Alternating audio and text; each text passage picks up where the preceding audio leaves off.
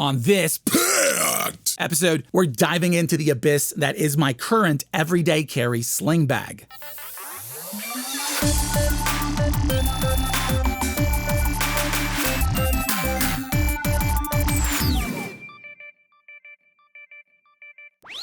The bag is Tomtoc's Wander T26 Sling Bag, which we previously featured on our last Steam Deck hauled episode. It's made of a durable and water-resistant 1680D Cordura, and it's blacked out with blue accents. It has a 5.5 liter capacity, and it's big enough for most handheld consoles. To carry it, we have a large handle up top, and a thick padded adjustable sling with these web straps on the exterior. It connects with these Duraflex buckles that are really easy to use, and they have a large range of adjustment, which helps the bag sit comfortably in just about any position. Then on the sides, we have additional straps to either cinch it down when it's not filled up, or you can use it to strap things down, like this guy, which I'll get back to in a bit. So on here, we have 3 compartments. Let's go one at a time. Starting with the back, we have a thin secret pocket. In here, I first have Nothing's original CMF Buds in this hard-to-lose neon orange. They're a budget pair of earbuds that I leave in this bag to use exclusively with the devices in it. Now, although they are a budget pick, they look great, fit well. With a few tweaks, audio quality has been really good. Battery life is about 4 to 5 hours, but with the charging case, you get about 30 hours. They've got all the basics like touch controls, good mics to use in-game, along with a few extras like IP54 water resistance, pretty good active noise cancellation, a low latency mode that works well, and you can go further with their app. But yeah, a perfect pair to carry in your EDC bag. Also in here, I have a new phone. No, I don't. I'm sort of done buying new phones that all seem to do the same thing, so I've kept my original Pixel Fold. Although the battery life gets worse year after year, it still performs well, and I've gotten much better at using that inner screen whenever I need to multitask. Now to make it feel new, I picked up a discounted OtterBox Thin Flex case and a new, yet odd, PopSocket. This is their SAW collab in this unique blue with a tiny multi-tool in the middle. The tool itself is very high quality and also very adorable. On it, we have a bottle opener, 1/4" to 4mm hex bit drivers, a flathead, box cutter, and you can also use it as a pry bar. Now it connects back into the PopSocket with a magnetic twist system, which is a great idea, but I'm not expecting this to stay on here for too long. So that's everything in that back pocket, but let me just call out the interior blue here because that is a splendid tone. Look at that, beautiful. Now onto the front compartment. First up, I borrowed this from my kids. It's a fidget bot from a Wendy's kids meal, but it's extremely satisfying to endlessly click one switch into another. There's fidgets out there that cost hundreds of dollars, but here's this kids meals toy that I cannot stop using. And it also reminds me of those aliens from High on Life. Next, to power and keep everything in here topped off, I have a very convenient sponsor. This is INIU's Pocket Rocket P50. Yeah, I know what you're thinking, but the name is a perfect description because it has a massive 10,000 milliamp capacity and it can pump out 45 watts of fast charging power, all packed into this tiny portable size that's actually 45% smaller than any other at this capacity, and that's all thanks to their Tiny Cell Pro tech. Now with it, you can charge your phone 2 times over, it can power the Steam Deck or other handhelds for a few extra hours of gameplay, and it can even give your laptop a boost when you're in a pinch. But if you want more power, check out their big brother, the P63, which packs 25,000 milliamps in a slightly bigger size at 100 watts to charge and power some of your most demanding devices. Both are available in a few really nice colors, and they share this rounded shape with a soft touch that makes them feel great in hand and easy to pocket. To put in a pocket. As for ports, both have 2 USB-C and 1 USB-A. Off the side, we have a power button. Then on the front, we have a charging indicator display.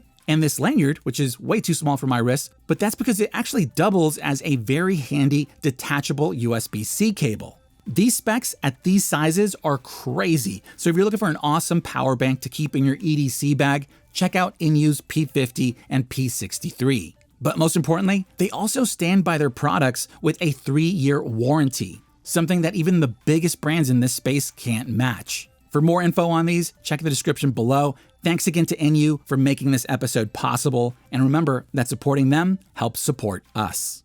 Next, I have my new favorite torch. This is OLIGHT's Oclip Ultra. It's the latest in this line, which is known for its big old clip on the back, which makes it easy to attach to your bag, shirt, hat, whatever else, but it's also magnetic and it has a key ring too. Off the side, you have a button dial that you can use to switch between modes. We have a wide floodlight, a narrow and long distance spotlight, and a UV light so you can see how filthy everything actually is, or supercharged glow-in-the-dark stuff. Science! It has a max output of 530 lumens that at medium brightness can last about 3 to 5 hours, or over 100 hours at its lowest setting, and it charges via USB-C. And it's all in this very durable aluminum body at this tiny size. Incredible little light. What's a bag without a multi-tool? This one was taken from me by the TSA back when I was a kid. This is the officially licensed Peter Pan Activity Tool, a 1997 classic. They don't make Happy Meal toys like they used to anymore. It's got a hyper-realistic wood grain, a hyper-realistic Peter Pan face on the front, along with a hyper-realistic keyring at the top. As for tools, first we have an extremely useful ruler featuring the Lost Boys. No, not those, the originals. And it's just ticks, no numbers. Next, we have a much more useful, a spade or a trowel for some light digging. And last thing here, we have a very intimidating TikTok crocodile pair of tweezers. But don't worry, they're a soft plastic that's still possibly effective at pulling out splinters or fish bones. I originally debated between this one and my Leatherman Arc, but the activity tool won me over due to its ultra lightweight. One of my favorite pens remains the Tombow Airpress. Now in yellow. Which gets its name from its ability to pressurize the internal cartridge every single time you click it in. Now in yellow. That means you can write in outer space or underwater, not that I would, but it does work at any angle, and most importantly, it gives you a consistent stream of ink. Now in yellow. Writing with it is buttery smooth with that silky feel that glides on paper. It's also confidently chubby, which makes it feel very ergonomic and comfortable in hand at this smaller size. Now in yellow. On top of that, it has one of the best clips thanks to its gigantic size. And as someone who's lost way too many expensive pens, this one doesn't break the bank, so if you do lose it, it's not as big a deal. Now in yellow. Finally, like any good pen, it's also great to fidget with. Now in yellow. Now this is not a wallet, it's not a credit card, it's the TicNote by Mobvoi, a brand we previously worked with, whose product that to this day I still use just about weekly. To keep it simple, it's pretty much an AI recorder with a battery life that lasts about half a month. I use it to record all my notes here in the studio, and it can then transcribe, clean them up, and organize them so I can reference them later when writing my scripts. There's much more to it, but for all the details, check out that episode we featured it in. And now onto the main compartment, which is huge. Starting off, we have this zippered elastic pocket that's perfect for all those loose, crucial, and important things. First up, Creature from the Black Lagoon. This is from the Universal Monsters Keshi Supreme Blind Box. It glows in the dark, which I'm a sucker for. Now this is not a pill case, although technically that's probably what it was. But inside we actually have 7 micro dice because, you don't want to leave home without them. They're super tiny, but they're really well made. You can actually read the numbers on them. They're metal with this bronze aged look, and they have a good weight to them, which makes them actually usable.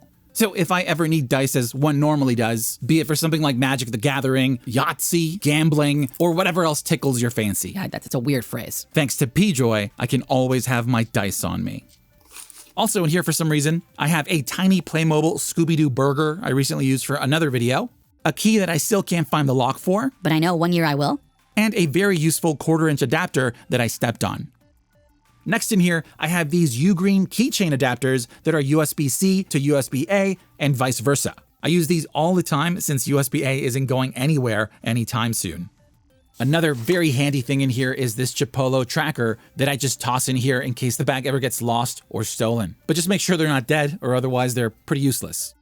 To this day, the Razer Orochi V2 is still my favorite portable mouse. It's the perfect size, I like the ergonomic shape, it's got a good weight to it, it has dual connections which are rock solid, you can either use Bluetooth or the included 2.4 GHz adapter, and that lives under this cover. In here, you can power it for hundreds of hours with either a AA or a AAA battery, and the sensor is much better than what you'd find on a normal portable mouse. So yeah, still a favorite. Also featured on our last Steam Deck hauled episode, this is Genki SavePoint. It's an M.2 SSD enclosure that can give you speeds of up to 10 gigabits per second, but you still have charging thanks to this 100-watt pass-through port. Now in it, you can have a max capacity of 2 terabytes, and you can fill that with games, or you can use it to dual boot Windows on the Steam Deck. And on here, you can now access other streaming services as well as other game stores. It's such a cool little piece of tech, but just be careful because it can get very hot. Then in here, I have a few test prints of the new stickers we're going to include in our giveaways or the upcoming boxes we're going to sell. I also want to try out some hollow ones.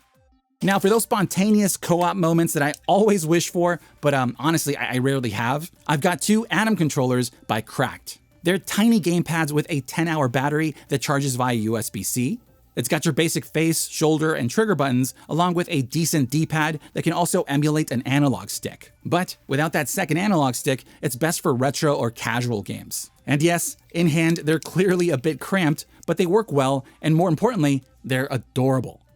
Up next, this is the Microsoft Designer Compact Keyboard, which replaced my Logitech MX Mini. Not because it's better, but just because it's much, much thinner. It's a 75% layout with satisfyingly smooth scissor switches. It connects via Bluetooth and can store up to 3 connections. And it's powered by 4 CR2032 batteries. You know, the ones that you're not supposed to swallow. Well, you shouldn't swallow any battery. And that makes it last over a crazy 36 months. So yes, it's very basic. This is not a gaming keyboard, but it gets the job done while taking up little to no space in your bag. Okay, we're near the finish line here, and I'm very excited about this next one. This is the Astra by REDMAGIC. It's a 9-inch OLED gaming tablet that's 2.4K at 165 Hz. Build quality is top-notch. The panel is gorgeous with colors that pop right off the screen, and that refresh rate makes everything feel so fluid and responsive. But it's also powerful with a Snapdragon 8 Elite chip that can run just about any game on the Android market, but I've mostly been using it to stream games. At this size, it's just slightly bigger than a smartphone, which is perfect for handheld, be it for touch controls or with a physical controller like the one in that case from earlier. This is their Shadowblade Gamepad 3, a mobile controller with fancy ergonomic grips, clicky micro switches, Hall effect joysticks, and it's actually wireless via Bluetooth 5.3, which has little to no noticeable input lag, and that also means you can use it detached from the tablet. But yeah, I have much more to say about the Astra. I've actually been using it way more than my other handhelds recently, so expect a full video soon. Finally, last thing in here is the Steam Deck OLED in Satisfy's StylthGrip, a case that you might think looks a bit like the D-Brain kill switch. Maybe it is, maybe it isn't. It is. But the big thing here, on the back, in true Satisfy fashion, we have some of the best grips I've used. They're really comfortable with an awesome texture that your fingers almost stick to. There's much more to it, so expect to see it in our next Steam Deck hauled episode.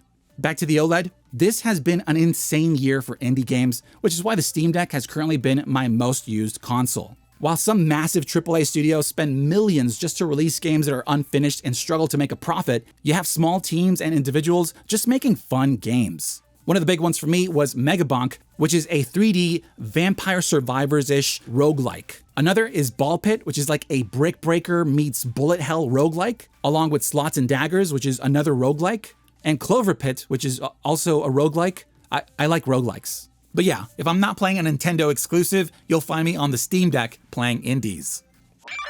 So that's what's in my bag. But I'd love to know what you're carrying down in the comments, so let's talk. Also, if you're looking to pick up anything we featured in this video and want to support us at the same time, please check out the affiliate links in the description below. Before I lose my voice, this is Sergio AM. Now in yellow. Thanks for liking and subscribing, and I'll see you for the next box.